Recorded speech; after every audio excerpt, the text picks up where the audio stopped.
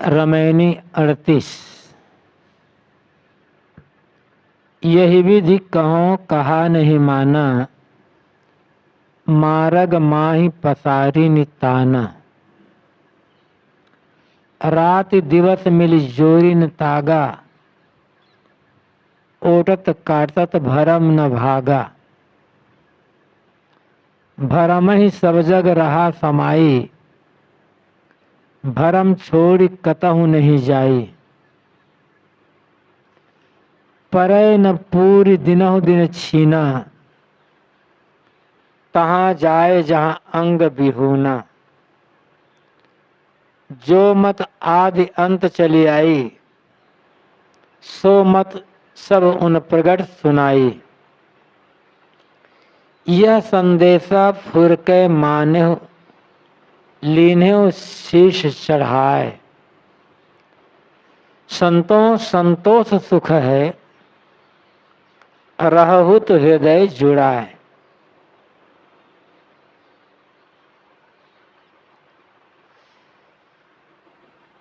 पिछली 36वीं और 37वीं रमैनी का जो संदर्भ है, जिसमें सद्गुरु ने बताया था कि एक अद्वैत ब्रह्म को जो परम सत्ता मानते हो, सत्य मानते हो, वह सच नहीं हो सकता। क्योंकि एक उपस्थिति में दूसरी उपस्थिति व्यवधान डालती है। एक ही ठोस हो सर्वत्र व्याप्त, तो दूसरी सत्ता हो नहीं सकती। इसलिए तुम्हारा माना हुआ एक जो अद्वैत सत्ता है वो सच नहीं है। दूसरा जो मानते हो इस प्रत्यक्ष जगत से कि जड़ चेतन के गुण धर्मों से पृथक इसका संचालक एक ईश्वर, उसका रहस्य कोई जानता नहीं है, वो भी सच नहीं है। तीसरी त्रिगुणात्मक माया प्रकृति,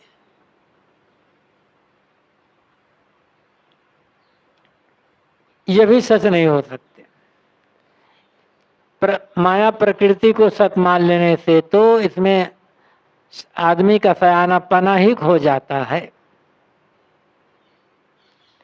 चौथा जो चतुष्ट अंतःकरण है, जिसमें विषयों के संस्कार जमे होते हैं, उसको श्रेष्ठ मानो तो वो भी श्रेष्ठ नहीं हो सकता कि वही आदमी के सुख दुख का कारण बनता है। और अहंकार जो चौथा है वो पतन का कारण है ही। पांचवा सयान पांचों इंद्रियों के भोगों को भोग करके तृप्त होने की आशा करना, ये तो और बिल्कुल भोलापन है। पांचों इंद्रियों के भोगों को भोग भोग करके आज तक तृप्त कौन हुआ है, इनको जीवन लक्ष्य मानना तो अपने को दुखों के सागर में गिरा देना है। छठा सयान है मन, तो मन के मानने वाले तुम हो, मन तुम्हारा बनाया है और मन के चक्कर में ही तो सब आदमी अपने आप को खो रहे हैं। इसलिए 1 से लेकर 6 तक सच नहीं हो सकता। हाँ, 7वां जो चेतन जीव है उसे यदि सच मानो तो लोक और वेद दोनों से मैं प्रमाणित करके उसे बता सकता हूं। ये जो चेतन जीव है यही परम सत्ता है। ये सच है कि वो तुम हो, तुमसे वो अलग है नहीं। सद्गुरु कबीर कहते हैं, मैं यही विधि कहूं कहा नहीं माना, मैं इस प्रकार से कहता हूं, जिसे तुम परम सत्ता कहते हो, मानते हो और जिसे पाकर के तुम तृप्त होना चाहते हो, कृतार्थ होना चाहते हो, वह तो तुम स्वयं ही हो। तुम्हारा अपना अस्तित्व ही है। न तो तुम्हें किसी ब्रह्म में लीन होना है, न किसी ईश्वर में लीन होना है, और न ही ये माया, प्रकृति, अंतःकरण, पांच विषय, मन, इनके चक्कर में पड़ करके तुम सुखी हो सकते हो। तुम्हारे सुख का आधार तुम स्वयं ही हो। तुम्हारे सुख का आधार कहीं बाहर नहीं है, तुम्हारा परम तत्व का आधार कहीं बाहर नहीं है। इस प्रकार से मैं कहता हूं तो लोग मेरी बातों पर विश्वास नहीं करते।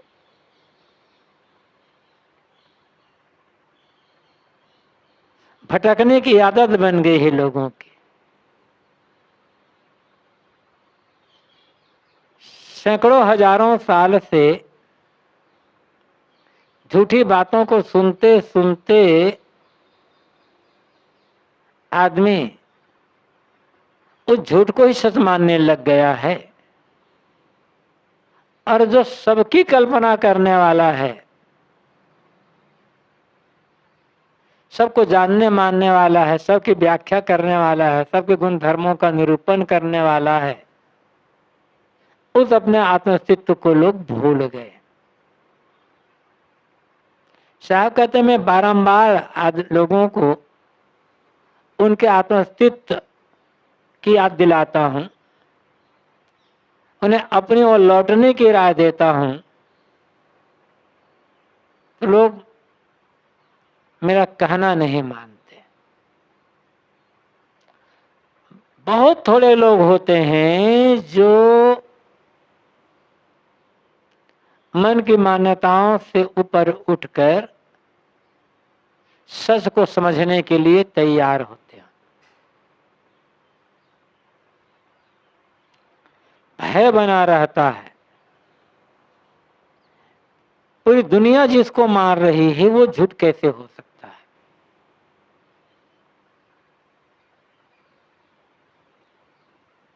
और इतने दिन से मानते आए हुए हैं, छोड़ दें तो लोग हमें क्या कहेंगे। लोग कहेंगे अब तक ये भ्रम में पड़े थे। अब लोग ये भी कहेंगे कि ये तो भगवान को ही छोड़ दिए, भटक गए। और मान लो कहीं भगवान होता हो, छोड़ दें तो नाराज हो जाएगा, तो क्या होगा फिर। अनेक प्रकार भय है लोगों को, परंपरा का भी भय है।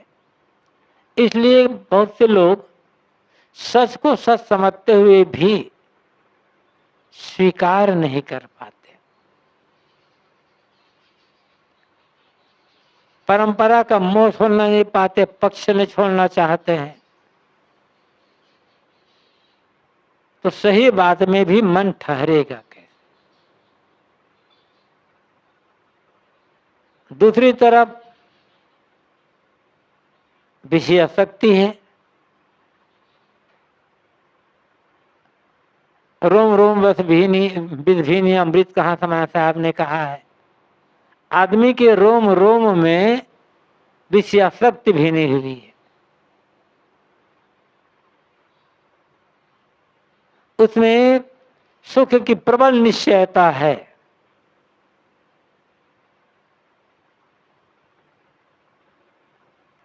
तब अमृत, सही ज्ञान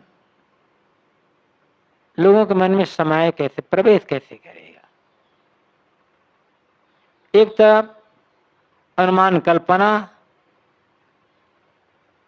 दूसरी तरफ विषयासक्ति। जो लोग विषयासक्ति में डूबे हुए हैं, अधिकतर लोग डूबे हुए हैं, वे भी सच को नहीं समझ सकते। अपना लक्ष्य बाहर मानते हैं, वे भी सच को समझ नहीं सकते हैं। इसलिए साहब को कहना पड़ता है कि मैं कहता तो हूं कि जिसे तुम खोजना चाहते हो, जो तुम्हारे सुख का जो आधार है, वो तुम ही हो, तुमसे अलग नहीं है। तो लोग मेरी बातों को मानते नहीं। मार्ग माही पसारे निताना, अपने कल्याण के मार्ग में खाने वानी जाल का पसारा तान लेते हैं।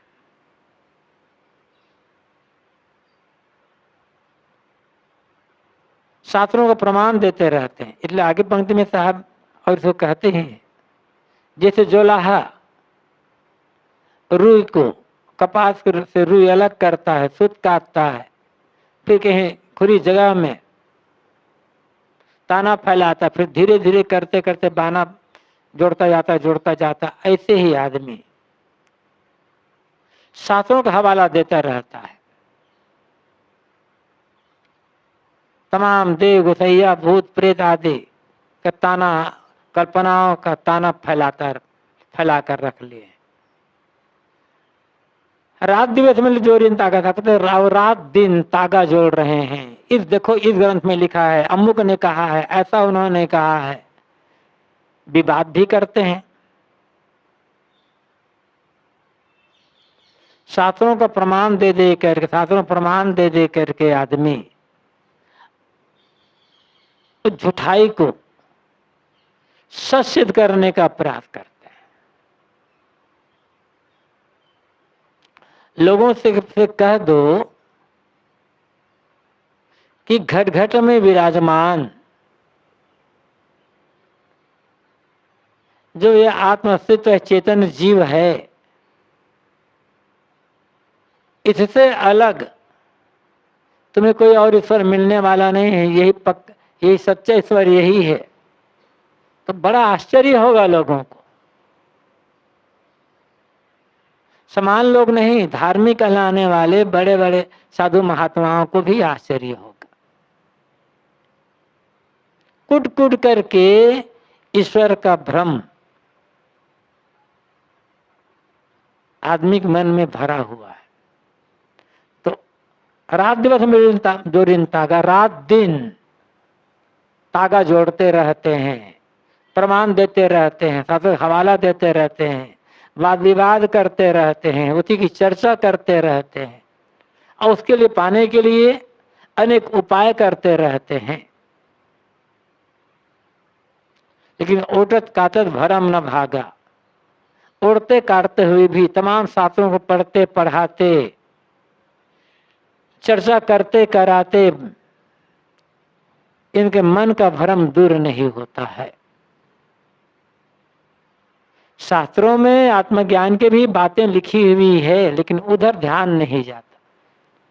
उनकी व्याख्या भी ढंग से कर दी गई है। इसलिए लोग स्वतंत्र होकर के समझने का प्रयास नहीं करते हैं।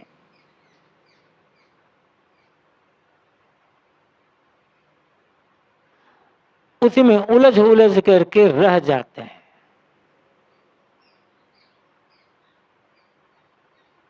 स्वतंत्र चिंतन करे,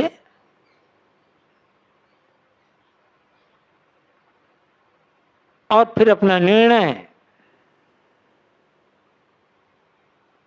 जब तक आदमी के अंदर निर्भयता नहीं आएगी, विवेक का आश्रय नहीं लेगा आदमी, तब तक कितना भी शास्त्रों को पढ़ता पढ़ाता रहे, सच्चा बोध नहीं हो सकता है।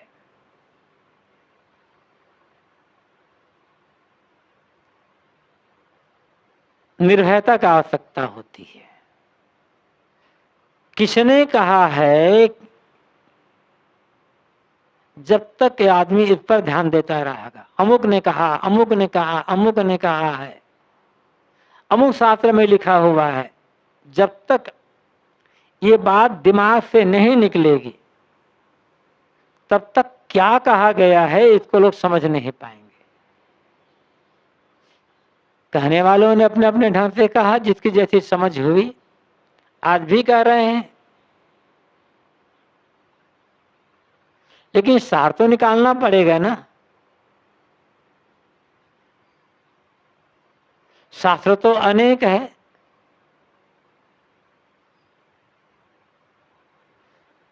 और परस्पर विरोधी बातें भी लिखी हुई है। तो सभी शास्त्रों की बातों को तो माना नहीं जा सकता है।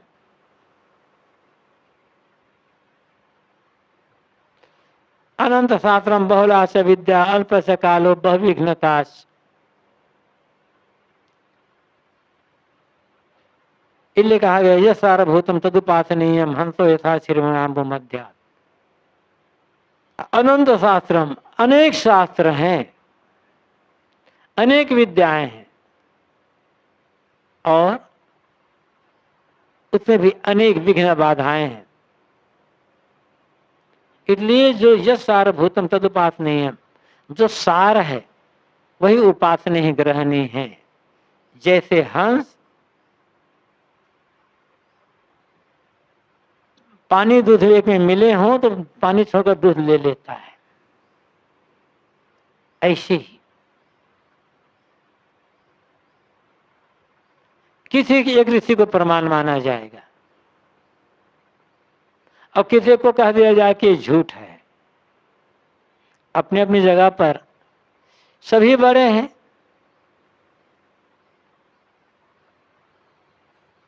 किसी को प्रमाण माना नहीं जा सकता है। तो सबको आदर देते हुए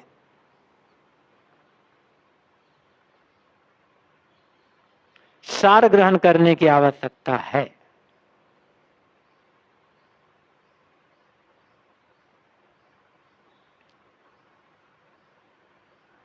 साहब यहाँ कहते हैं कि औरत काटे तो भरम न भागा। औरते काटते, शास्त्रों को पढ़ते पढ़ाते, चिंतन मनन करते हुए भी, उस पर वाद विवाद करते हुए भी,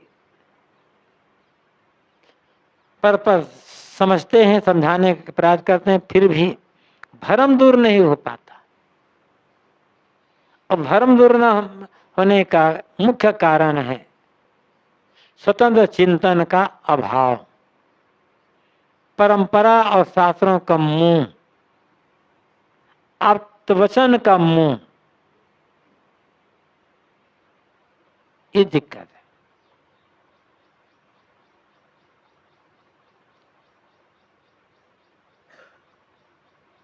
जब तक स्वतंत्र चिंतन नहीं होगा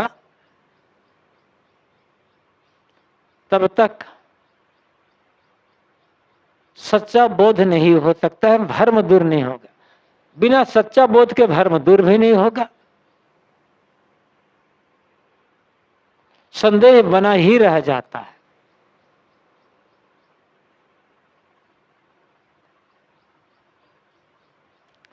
इसलिए साहब कहते हैं भरम ही सब जग रहा समाई, भरम छोड़ कतहु नहीं जाए।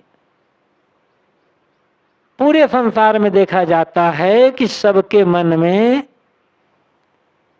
भरम समाया हुआ है। भरम बढ़ाती हूं लोक में, भरम बड़ा सब ठाव, आप कहते हैं पूरे संसार में तो भरम है। बिरले बिरले हैं जिनके मन में किसी प्रकार का कोई भ्रम नहीं होगा। एक भ्रम दूर हुआ तो दूसरा भ्रम, वो दूर हुआ तो तीसरा भ्रम। भ्रम को छोड़कर आप कहते हैं कतौ नहीं जाए, भ्रम को लोग छोड़ना नहीं चाहते।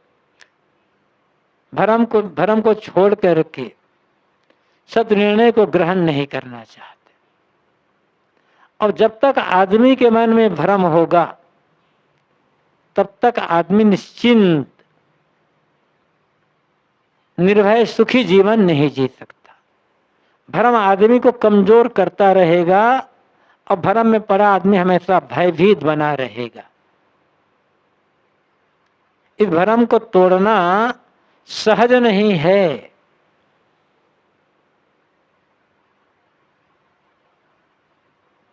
जब तक पूर्ण आत्मबोध नहीं होगा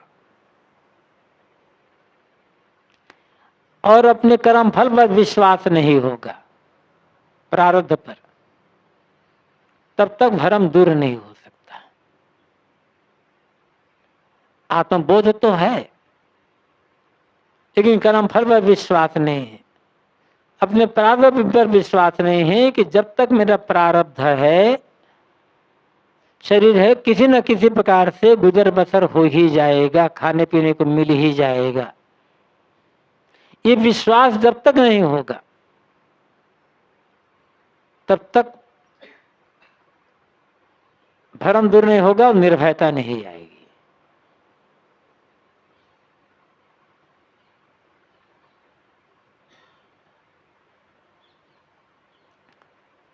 अब बिना निर्भयता के आदमी सुख से जिएगा कैसे? कहीं न कहीं भ्रम आदमी को कमजोर करता रहेगा। और मन में भ्रम है तो आदमी कब भटक जाए कहा नहीं जा सकता है। भ्रम के मूल में है क्या? और बहुत कुछ कारण होता है। निर्णय की क्षमता का अभाव,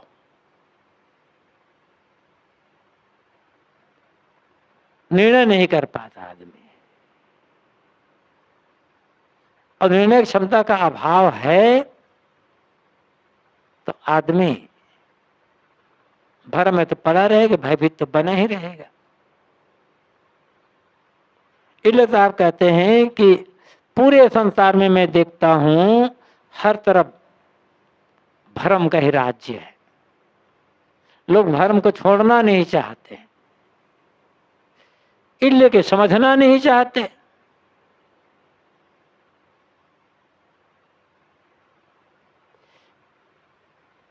किसी न किसी का एक सहारा पकड़ना पड़ता है। बिहार में तो सहारा पकड़ना पड़ता है।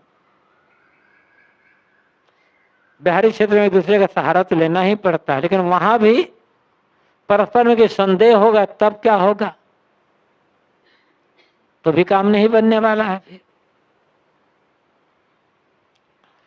परै न पूरी दिनहु दिन छीना, तहां जाए जहां अंग विहूना। आदमी भ्रम को छोड़ना नहीं चाहता और सही रास्ते में चल नहीं पाता है, इसलिए वो कहीं भी जाता है उसे पूरा नहीं पड़ता है। दिन दिन वो और क्षीण होता जाता है, उसका मन और कमजोर होता चला जाता है। चाहे आदमी खाने जाल की तरफ जाए, चाहे वाणी जाल की तरफ जाए, कहीं आदमी को पूरा नहीं पड़ रहा है। और बहुत कुछ किए पूरा नहीं पड़ा, मन तृप्त नहीं हुआ, अतृप्त ही बना रह गया, तो बहुत कुछ करने का अर्थ फल क्या हुआ? सांसारिक भोगों की तरफ जाओ, राग रंग मोह माया विषय वासना, धन दौलत पद प्रतिष्ठा, कहाँ पूरा है? संसार के भोगों को भोग भोग करके तृप्त कौन हुआ है? भोगा ना भुगता वह मैं भुगता। इसलिए भर्तृहरि जी ने कहा, भोगों को मैंने नहीं भोगा, भोगों ने ही मुझे भोग डाला। तृष्णा जीर्ण नहीं हुई, शरीर ही जीर्ण हो गया। ये तो होना है। सांसारिक भोगों को पाकर के, पद प्रतिष्ठा धन दौलत पाकर के किसका मन तृप्त हुआ है? अतृप्ति का कारण ही विषय भोगों की इच्छा है।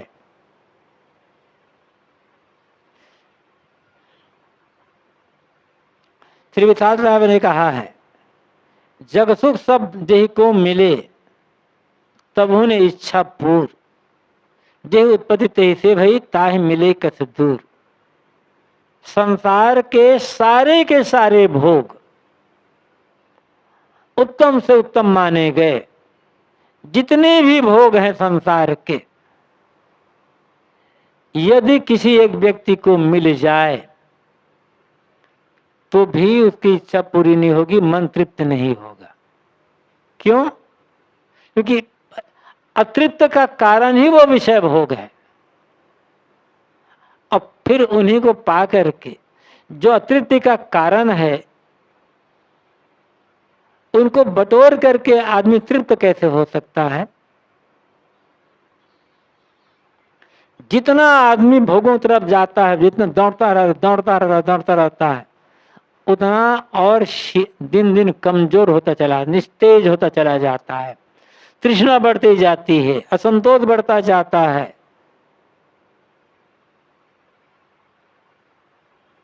और आदमी जीवन भर बेचैन व्याकुल बना रह जाता है।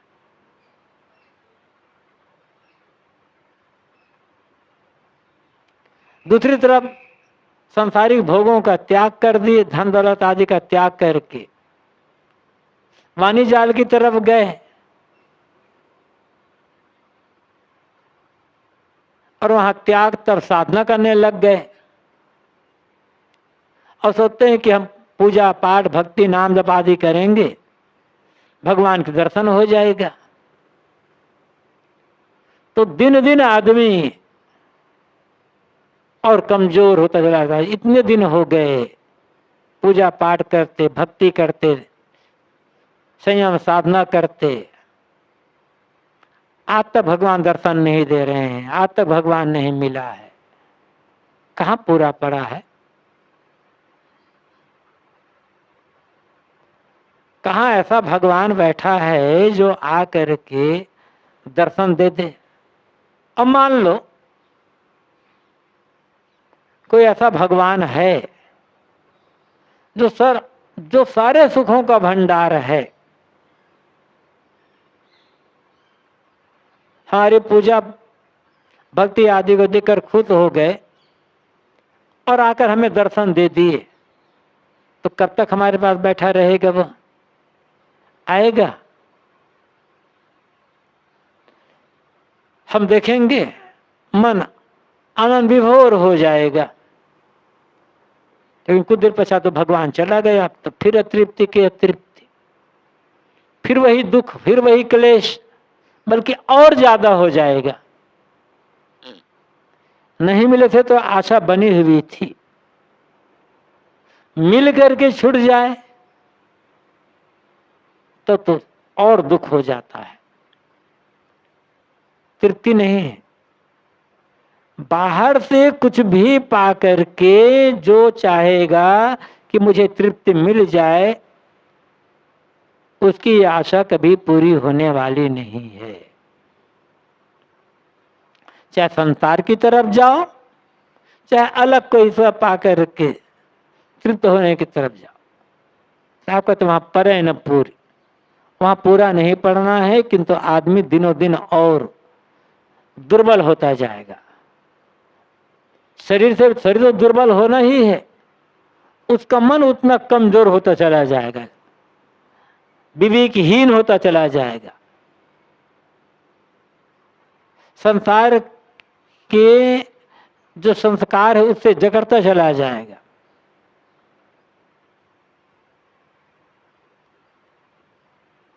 छीन होना ही होना है। तहां जाए जहां अंग विहूना, आदमी वहां जाता है जहां अंग विहूना है। अंग विहूना जहां कुछ नहीं, शून्य जगह, सुनसान, जहां कुछ मिलने वाला ही नहीं।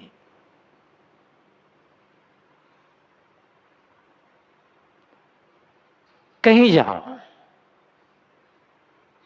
शून्यता, खाली हाथ, निराशा भी हाथ लगना है। चाहे संसार की तरफ जाओ, चाहे भगवान की तरफ जाओ, अंत में शून्यता, निराशा ही हाथ लगेगी।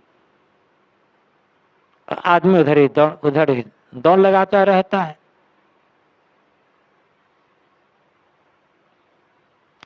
जो मत आदि अंत चली आई, सो मत सब उन प्रगट सुनाई। अब कारण यही है, आदि अंत, यहां आदि अंत से तात्पर्य है पूरा काल से, अत्यंत सैकड़ों हजारों साल से, प्राचीन समय से कौन सा मत चला आ रहा है? यही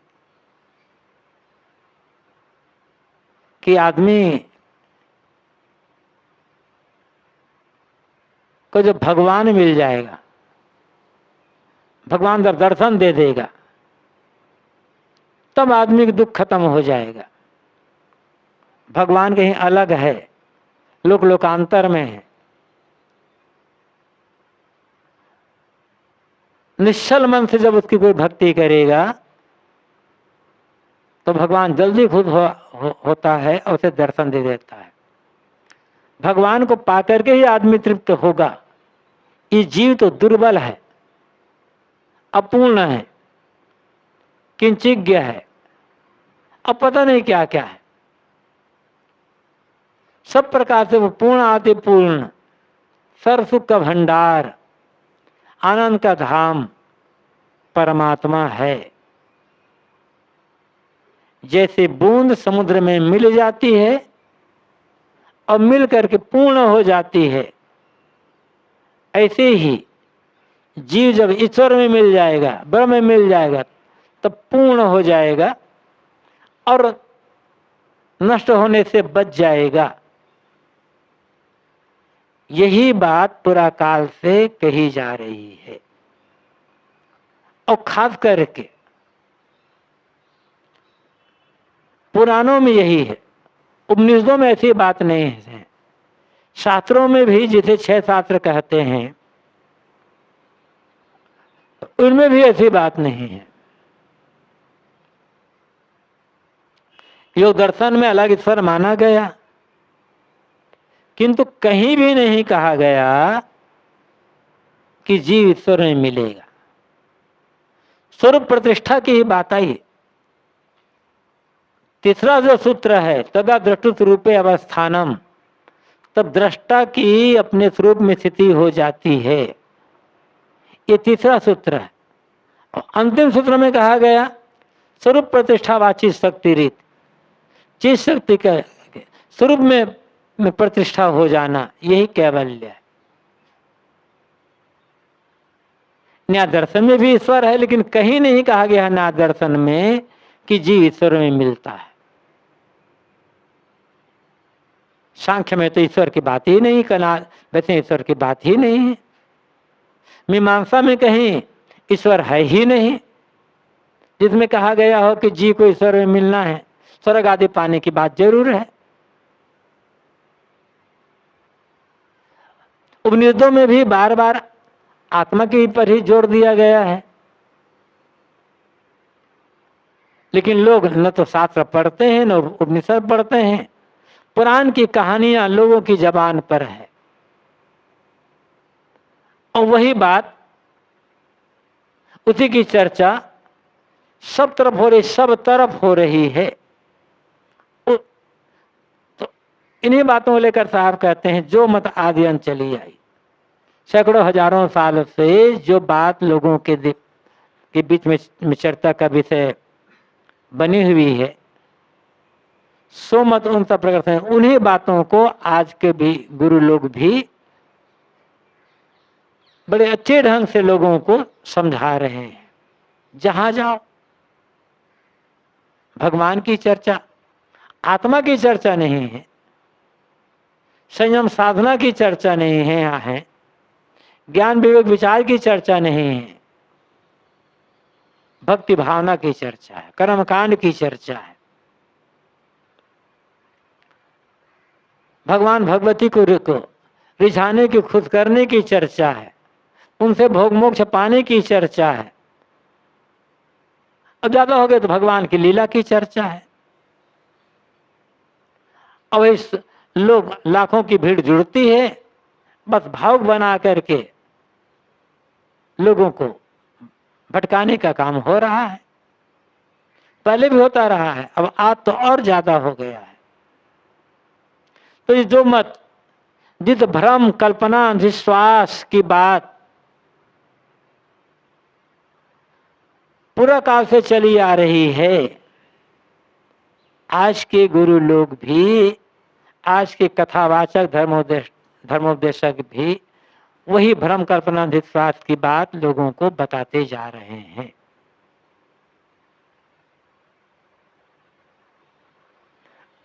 घूम घुमा करके कहीं किसी भी कथा में जाओ, 1% भी आत्मविवेक आत्मज्ञान की चर्चा नहीं है, त्याग तप संयम साधना की चर्चा नहीं है। यहां तक तो छोड़ दो, नैतिकता सदाचार सद्गुणों की भी चर्चा नहीं है, बस लीला की चर्चा है, महिमा, और फिर पूजा पाठ की चर्चा। ये पूजा करोगे तो ये फल मिल जाए, पूजा करो तो ये फल मिल जाए, ये पूजा करोगे ऐसा करोगे तो सारी इच्छाएं पूरी हो जाएगी, उसी की चर्चा है। लोगों मन तो क्षीण है, कमजोर है ही, अतृप्त बना हुआ ही। लोग सोचते ठीक है, बड़ी मेहनत की बात है नहीं, थोड़ी पूजा कर लेंगे, थोड़ा कर्मकांड कर लेंगे, थोड़ा ऐसा कर देंगे, इच्छाएं हमारी पूरी हो जाएगी। तो लोगों को बात सुनने में अच्छी लगती है और आशा बढ़ती है कि ऐसा करने से हमारी इच्छाएं पूरी हो जाएगी। तो न तो आत्मविवेक त्याग तप संयम साधना की बात कहने वाले लोग हैं और न ही ऐसी बातों को सुनने वाले लोग कम है। भ्रम कल्पना की बातें लोगों को अच्छी लगती है, इसीलिए लोग ऐसा कह भी रहे हैं। इसलिए तो आप कहते हैं कि पूरा काल से जो भ्रम कल्पना विश्वास की बातें चली आ रही है, उन्हीं को और विस्तार से प्रकट कर, मतलब उन्हीं को और विस्तार से लोग गुरु लोगों को सुनाते चले जा रहे हैं।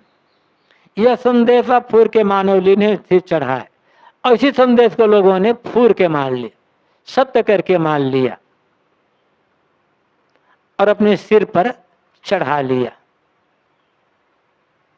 बड़े बड़े ऋषि मुनियों की बात है, बड़े बड़े गुरु लोग कह रहे हैं, बड़े बड़े ज्ञानी लोग कह रहे हैं, झूठ तो होगा नहीं, सच ही है। तभी तो इतने लोग सुनने के लिए आए हुए हैं। बस यही बात आदमी के दिमाग में गूंजती है और लोग फिर इसी को सच मान लेते हैं। बार बार जब किसी बात को कही जाएगी तो सुनते सुनते बात सच जैसी लगने लग जाएगी कि यही सच है। और सच बात तो लोग सुने नहीं होते हैं। पहली बार जब लोग सच बात सुनते हैं तो लगता है, आश्चर्य होता है, कहता है ये बात तो झूठ होगी। झूठ को लोग सच मान लेते हैं, सच को लोग झूठ मान लेते हैं। तो अंधविश्वास चमत्कार की बात, इसी को लोगों ने फूर के सत्य करके मान लिया, समझ लिया यही कल्याण के एक मार्ग रास्ता है और उसको सिर पर चढ़ा लिया, अच्छी तरह से स्वीकार कर लिया।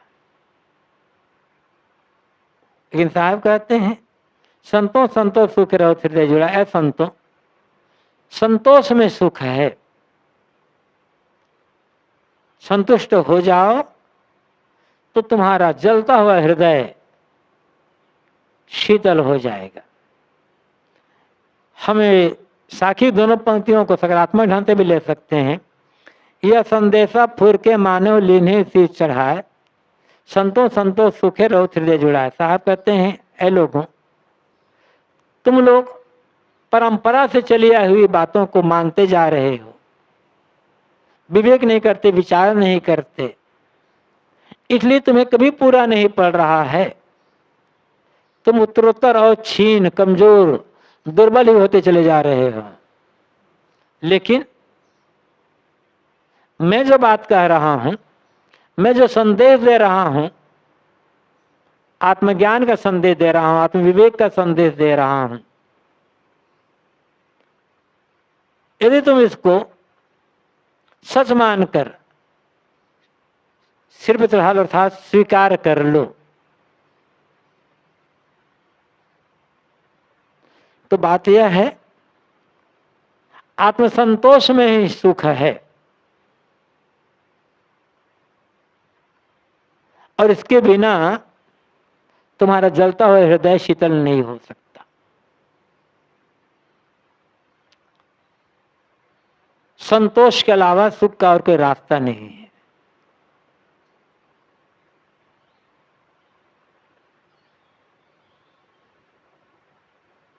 और सच्चा संतोष किसमें होगा? विवेक होने पर। बाहरी रूप से हम कहें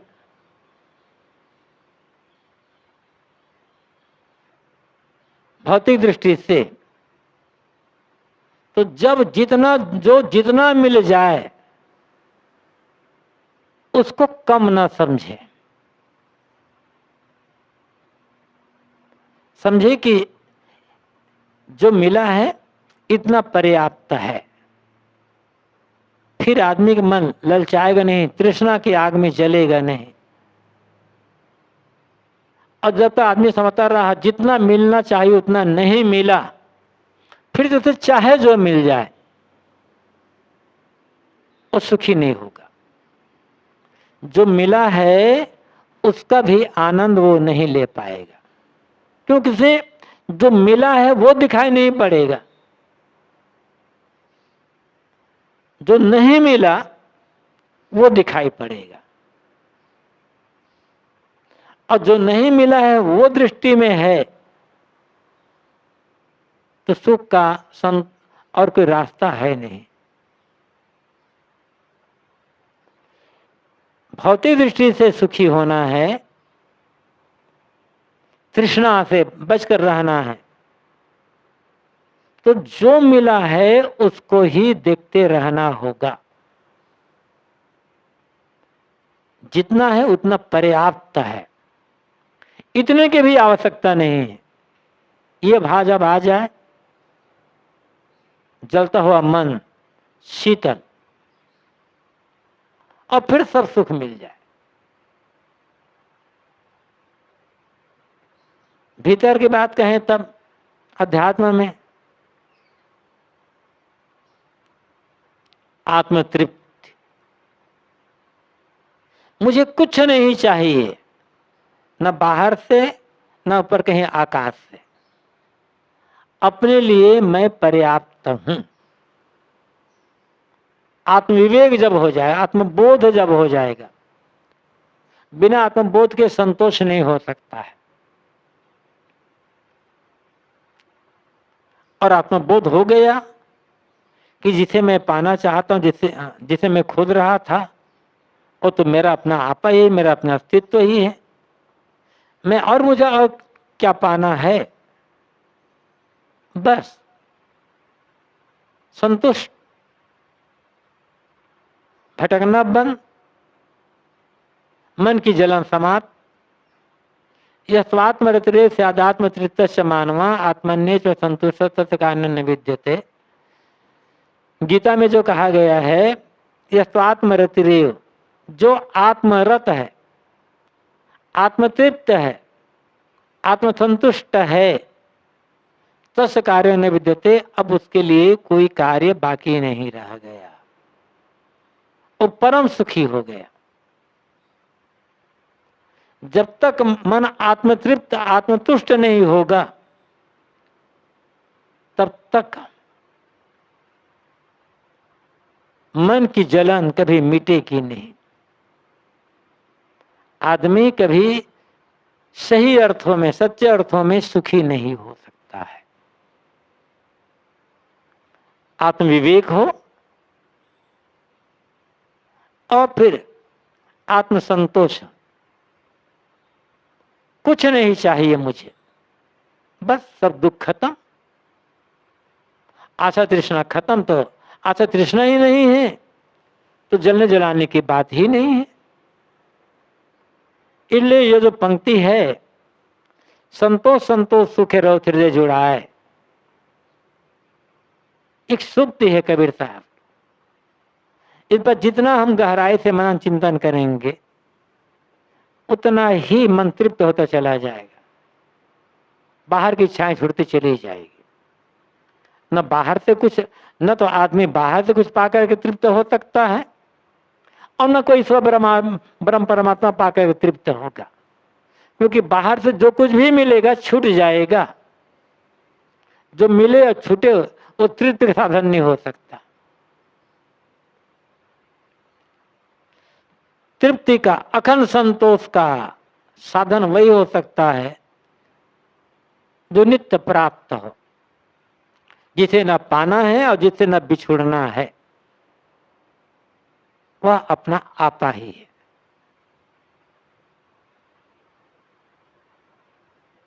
अखंड तृप्ति उसी में मिलेगी, क्योंकि न पाना न बिछुड़ना, नित्य प्राप्त है। तो अखंड तृप्ति का, अखंड संतोष का साधन वही हो सकता है।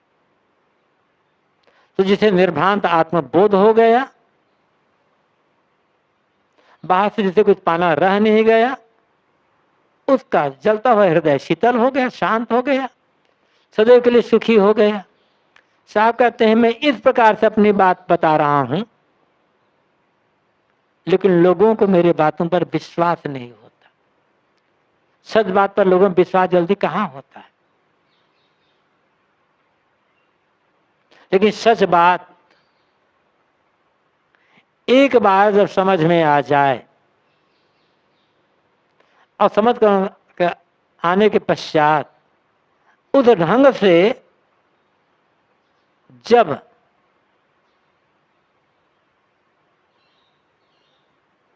जीवन का व्यवहार होने लग जाए, तब सारा क्लेश समाप्त, फिर तो हर समय आत्म तृप्ति, आत्म सुख का अनुभव बना रहेगा और जीते जो ऐसा आदमी कृतार्थ हो जाता है। इसलिए साहब ये जो पंक्ति है, संतोष संतोष सुखे रहो हृदय जुड़ा है, ये बार बार मनन करने लायक। जितने इसमें हम मनन चिंतन करेंगे उतना बाहर का आशा छूटती जाएगी और भीतर सुख का भंडार खुलता चला जाएगा।